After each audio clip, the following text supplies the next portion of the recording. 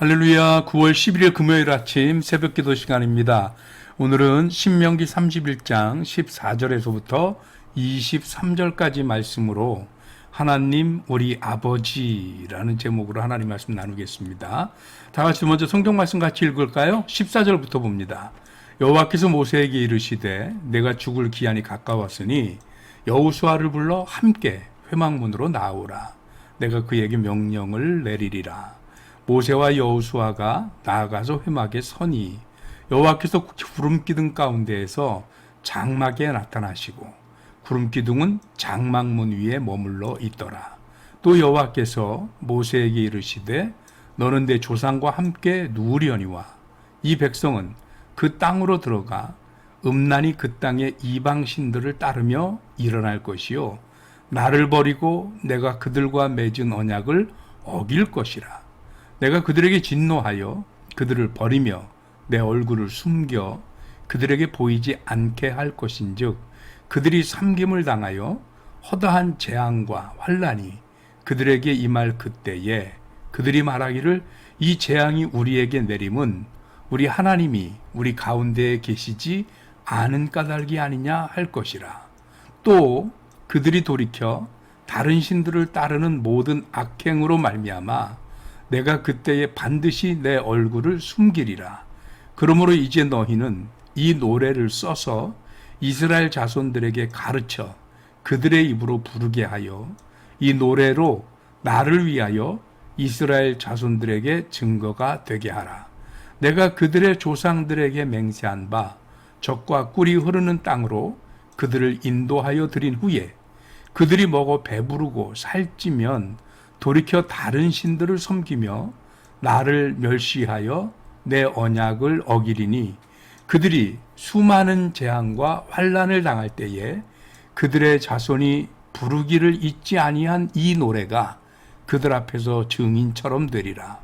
나는 내가 맹세한 땅으로 그들을 인도하여 드리기 전 오늘 나는 그들이 생각하는 바를 아노라. 그러므로 모세가 그날 이 노래를 써서 이스라엘 자손들에게 가르쳤더라. 여호와께서 또 눈의 아들 여호수아에게 명령하여 이르시되 너는 이스라엘 자손들을 인도하여 내가 그들에게 맹세한 땅으로 들어가게 하리니 강하고 담대하라. 내가 너와 함께 하리라 하시니라. 아멘. 할렐루야. 반갑습니다. 오늘 이 말씀으로 하나님 우리 아버지라는 제목으로 하나님 말씀 나눌 텐데요. 오늘 우리가 함께 읽은 말씀은 하나님이 모세에게 하신 마지막 지시 혹은 마지막 명령입니다. 그 중에 첫 번째 명령이 뭐냐면 이제 모세가 이제 조상에게로 돌아갈 때가 됐으니까 여호수아와 같이 하나님 앞에 나오라라고 하는 얘기죠. 그래서 하나님 앞에 그렇게 나오면 그러면 이제 하나님께서 명령을 내리실 것이다. 이렇게 말씀을 하신 겁니다. 그래서 이제 모세하고 여호수아가 나가니까 회막문에서 갑자기 여호와께서 구름 기둥 가운데에서 장막에 나타나시고 그 구름 기둥은 장막문에 머물러 있으면서 여호수아에게 하나님이 음성을 주시고 이제 이스라엘 백성들을 데려가게 할 것이다. 얘기를 하는 거죠. 그런데 이상한 건 그 다음부터입니다. 16절부터 이어지는 말씀인데 여기서는 뭐라고 얘기를 하시느냐면 이제 이 적과 꿀이 흐르는 땅 여기 들어가게 되면 너희 백성들이 분명히 음란하게 그 땅의 이방신들을 따르고 나를 버릴 것이고 나와 맺은 언약을 어길 것이다. 희한하지요? 그러면 하나님은 뭐라고 말씀하시느냐면 내가 그들을 떠날 것이고 내가 그들에게 얼굴을 숨길 것이고 나는 그들에게 진노하여 그들을 버릴 것이다. 이스라엘이 떠났으니 하나님이 진노하시고 이스라엘을 버릴 것이다. 그리고 내 얼굴을 숨길 것이다. 라고 말씀하십니다. 아마 그쯤 되면 이제 이스라엘 백성들이 우리가 이렇게 어려움을 당하고 환난을 당하는 이유는 하나님이 우리와 함께 하시지 않기 때문이 아니냐 하고 비로소 알게 될 것이다. 그런데 그것으로 끝나지 않고 이스라엘은 또 이방신을 섬기고 또 하나님을 떠나고 또 하나님을 버리고 그렇게 할 거라는 거예요. 이 일이 몇 번이고 반복이 될 거고 하나님은 그럴 때마다 이스라엘에게서 떠나시고 이스라엘에게 얼굴을 보이지 않겠다라고 얘기를 하시는 겁니다. 참 여기도 좀 의아해요. 왜냐하면 하나님이 뭐라고 얘기하시냐면 중간에 내가 이스라엘 백성들이 어떻게 할지를 내가 다 안다라고 얘기를 하시거든요. 오늘 같이 함께 보는 말씀 보면 21절 끝부분입니다. 땅으로부터 같이 읽겠습니다. 땅으로 그들을 인도하여 드리기 전 오늘 나는 그들이 생각하는 바를 아노라. 여기서 땅이 어떤 땅입니까? 나는 내가 맹세한 땅 이거잖아요. 그러니까 하나님이 약속하신 그 땅, 즉 가나안 땅으로 그들을 인도하여 드리기 전에 하나님은 이스라엘 백성들이 생각하는 바를 다 아신다는 겁니다. 앞으로 어떻게 할지 훤히 내다보신다는 얘기죠. 그럼 여기서 의문이 생기잖아요. 그럴 것 같으면 아예 안 들여보내시면 될 거 아닌가? 뭘 그렇게 속 썩으실 거를 들여보내시나 하는 생각인 거죠. 물론 하나님이 약속하셨으니까 내가 너희를 그곳에 보내리라 하셨으니 하나님이 하신 약속이니 하나님이 그 약속을 깨뜨릴 수 없어서 지키신다 이 말도 됩니다. 말이 틀린 말은 아닙니다. 그런데 저는 문득 이 말씀을 묵상하다가 어릴 때 학창 시절의 제 모습이 생각이 났어요. 그게 어떤 모습이냐면 저 학창 시절 참 부모님 속 많이 썩이잖아요. 많이 속상하게 하고 그리고 말썽도 피고 그리고 얼마나 사고도 쳐요.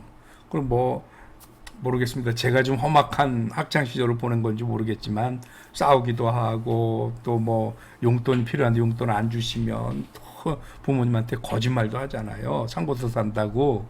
그러고 이제 그걸 갖다가 상고서는 안 사고 엉뚱하게 친구들이랑 맛있는 거 사 먹고 그러고 오니까 그로 얼마나 말썽을 많이 피워요. 근데 희한한 건 다 들키더라고요. 다 언젠가는 다 그게 다 들키고 탄론하고 다 그러더라고요. 그래서 탄론하면서 참 직살났게 혼나요. 아주 심하게 야단도 맞고 심지어는 얻어맞기도 하고 또 쫓겨나기도 하고요. 그런데 그럴 때마다 부모님한테 그렇게 말씀을 드리죠. 다시는 안 그러겠습니다. 앞으로 절대 이러한 일 없습니다. 또 이런 일이 생기면 그때는 정말 제가 나쁜 놈입니다. 아버지 마음대로 하십시오. 이렇게 하잖아요. 그러면 우리 부모님이 용서를 해주세요. 앞으로 다시는 그러지 말어. 아주 한번 그럼 혼날 줄 알아. 그러면서 용서를 해주시거든요. 근데 그때마다 제가 드는 생각이 뭐냐면 우리 아버지는 내가 하는 이 말을 진짜 믿으시나?